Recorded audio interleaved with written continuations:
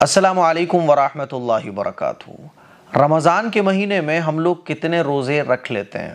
29 یا پھر 30۔ کیا میں آپ کو ایک ایسا عمل بتاؤں کہ جس پر عمل کر کے آپ رمضان کے مہینے میں 29 یا 30 روزے نہیں بلکہ آپ جتنے چاہو اتنے روزوں کا ثواب حاصل کر سکتے ہو گئے نا حیران؟ آپ لوگ سوچو کہ ارے مفتی صاحب ایسا کیسا ممکن ہے؟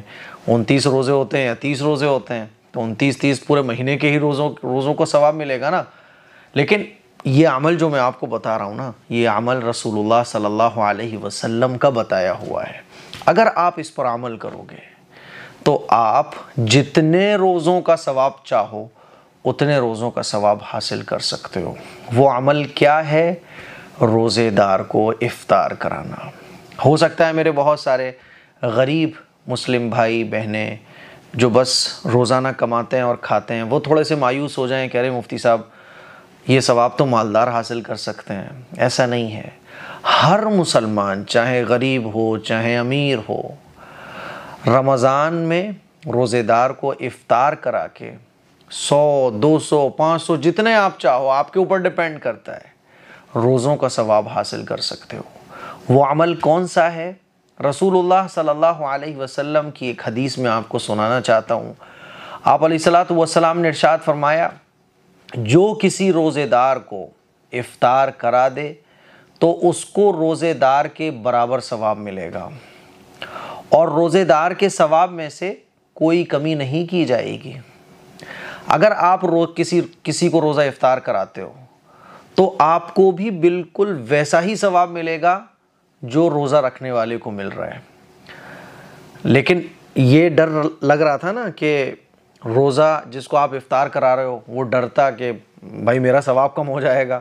اللہ کے نبی نے ارشاد فرمایا کہ روزہ رکھنے والے کے ثواب میں سے بھی کوئی کمی نہیں کی جائے گی۔ روزہ افطار کرانے والے کو بھی ثواب مل جائے گا، اور جو روزہ افطار کر رہا ہے اس کے ثواب میں سے بھی کوئی کمی نہیں ہوگی۔ اب ذہن میں یہ سوال آ سکتا تھا کہ روزہ افطار کرانا، ظاہر ہے یہ تو جس کے پاس پیسہ ہوگا وہ تو روزہ افطار کرا سکتا ہے، لیکن جو غریب ہے جس کے پاس پیسہ نہیں ہے وہ کیسے روزہ افطار کرائے؟ تو صحابہ اکرام نے عرض کیا، یا رسول اللہ، ہر شخص میں اتنی طاقت کہاں ہے کہ وہ کسی کو روزہ افطار کرا دے؟ تو وہ کیسے یہ ثواب حاصل کر سکتا ہے؟ تو آپ علیہ الصلوۃ والسلام نے ارشاد فرمایا کہ یہ ثواب اس کو بھی حاصل ہے، یہ ثواب اس کو بھی ملے گا جو کسی کو ایک گھونٹ دودھ پلا کر روزہ افطار کرا دے۔ یہ ثواب اس کو بھی حاصل ہو سکتا ہے جو کسی کو ایک گھونٹ پانی پلا کر ہی روزہ افطار کرا دے، جو کسی کو ایک کھجور کھلا کر ہی روزہ افطار کرا دے۔ کھجور کی کیا ویلیو ہوتی ہے؟ ایک کھجور، ایک گھونٹ پانی تو سب کے یہاں ہوتا ہے بھائی، ایک گھونٹ دودھ۔ تو پتہ یہ چلا، اللہ کے نبی نے ارشاد فرمایا کہ چھوٹی سے چھوٹی چیز سے بھی اگر کوئی کسی کا روزہ افطار کرا دے تو اس کو بھی یہ ثواب حاصل ہو جائے گا۔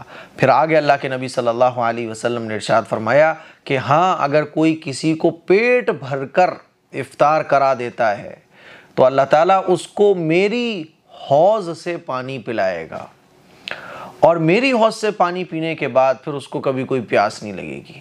تو میرے عزیز بھائیوں، میری بہنوں، روزہ افطار کرانے میں روزے کا ثواب تو مل رہا ہے، اور اللہ کے نبی نے لاسٹ میں کیا ارشاد فرمایا کہ جو شخص کسی روزے دار کو پیٹ بھر کر کھانا کھلا دیتا ہے تو اس کو میری حوض سے پانی اللہ تعالیٰ نصیب فرمائے گا۔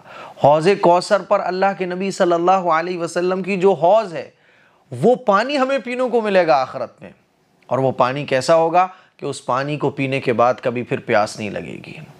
تو میرے عزیز بھائیوں، میری بہنوں، رمضان میں روزہ افطار کراؤ، لیکن روزہ افطار ایسا کراؤ کہ اس میں غریبوں کو بھی پوچھو۔ آج کل جو افطار پارٹیز ہوتی ہے نا تو اس میں نیتاؤں کو بلا لیا جاتا ہے، بڑے بڑے لوگوں کو بلا لیا جاتا ہے، افطار پارٹی ہو رہی ہوتی ہے۔ اچھی بات ہے، افطار کراؤ آپ، ٹھیک ہے، نیتاؤں کو بھی بلاؤ، وہ کوئی غیر مسلم تھوڑی نہ ہوتے ہیں، غیر مسلموں کو بھی بلا لو، کوئی مسئلہ نہیں ہے۔ لیکن اس کا سب سے بڑا نقصان یہ ہوتا ہے کہ پھر فوٹو میں اور ویڈیوز میں ہی سب لگے رہتے ہیں، نماز بھی مغرب کی چھوڑ دیتے ہیں۔ یہ غلط طریقہ ہے۔ افطار پارٹیز آپ کرا رہے ہو، اچھی بات ہے، لیکن اس میں غریبوں کو بھی پوچھو، امیروں کو بھی پوچھو، نیتاؤں کو بھی پوچھو، سب کو پوچھو، لیکن رسول اللہ صلی اللہ علیہ وسلم کے حکم کے خلاف کوئی کام نہیں ہونا چاہیے۔ رمضان کے مہینے میں خرچ کرو خوب، اللہ کے نبی صلی اللہ علیہ وسلم کے بارے میں آتا ہے کہ جب رمضان کا مہینہ شروع ہوتا تھا تو اللہ کے نبی صلی اللہ علیہ وسلم آندھی اور طوفان کی طرح خرچ کیا کرتے تھے۔ رمضان کے مہینے میں اللہ کی راہ میں خرچ کرنا، روزے داروں کو افطار کرانا، غریبوں کی مدد کرنا، خوب اپنے ہاتھ کو کھلا رکھنا، یہ اللہ کو بہت پسند ہے۔ اسی لیے میرے عزیز بھائیوں، میری بہنوں، روزہ افطار خوب کراؤ، دل کھول کر کراؤ، جتنا ہے وہ خرچ کرو، سخی بنو۔ اللہ کو سخی بندے بہت پسند ہیں۔ میں عام طور پر جب بھی میرے دوست وغیرہ اور جو میرے مقتدی حضرات ہیں مسجد میں ہوتے ہیں تو میں کہتا ہوں کہ برکت کا سب سے بہترین جو عمل ہے وہ یہ ہے کہ خرچ کرنا، اللہ کی راہ میں خرچ کرنا، غریبوں کو کھانا کھلانے میں خرچ کرنا۔ آپ حیران رہ جاؤ گے کہ صحابہ اکرام کے بارے میں آتا ہے کہ وہ تنہا روزہ افطار ہی نہیں کرتے تھے، کسی نہ کسی کو ساتھ شامل کرتے تھے۔ بعض ہمارے بزرگان دین کا یہ معمول تھا کہ وہ اپنی افطاری دوسرے مسلمان کو دے دیتے تھے اور اس کے خادم بن جاتے تھے۔ خود تھوڑی سی افطاری کھائی، باقی پوری سامنے والے کو دے دی۔ اور بعض ہمارے بزرگوں کے بارے میں آتا ہے، صحابہ اکرام کے بارے میں آتا ہے کہ اگر کوئی نہیں ہوتا تھا تو اپنی افطاری لے کے مسجد پہنچ جاتے تھے کہ نہیں، اکیلے نہیں کھانا۔ اس درجے کا اہتمام صحابہ اکرام کے درمیان روزہ افطار کرانے کا اور کھانا کھلانے کا تھا۔ تو یہ بہت عظیم الشان عبادت ہے۔ روزوں کا ثواب تو ملے گا ہی آپ کو، لیکن اس کے ساتھ ساتھ حوض کوثر پر اللہ کے نبی صلی اللہ علیہ وسلم کے ہاتھ مبارک ہاتھوں سے پانی بھی پینے کو ملے گا۔ اسی لیے جتنا ہو سکے روزہ افطار کرائیے۔ اگر آپ کے گھر میں فریج ہے، برابر والے کے گھر میں فریج نہیں ہے، ایک برف کا کٹورا اس کے برابر والے کے گھر میں بھیج دیجئے۔ آپ شربت بنا رہے ہیں، زیادہ شربت بنا لیجئے، برابر والے کے یہاں شربت کے کچھ گلاس بھیج دیجئے۔ اگر آپ کو اللہ تعالیٰ نے نواز رکھا ہے، افطاری منگا رہے ہو، تھوڑی سی افطاری بڑھا لو، پڑوس میں، محلے میں جو غریب ہیں، ایک دن اس کے یہاں بھیج دو۔ میرے عزیز بھائیوں، یہ نیکیوں کے کام اتنے بڑے ہیں کہ آپ کی جیب پر کوئی بوجھ بھی نہیں پڑے گا اور لاکھوں کروڑوں نیکیاں آپ کے نام اعمال میں لکھ دی جائیں گی۔ اس کلپ کو شیئر کریں، اس پر عمل ضرور کریں اور مجھے اپنی دعاؤں میں ضرور یاد رکھیں۔ السلام علیکم ورحمۃ اللہ وبرکاتہ۔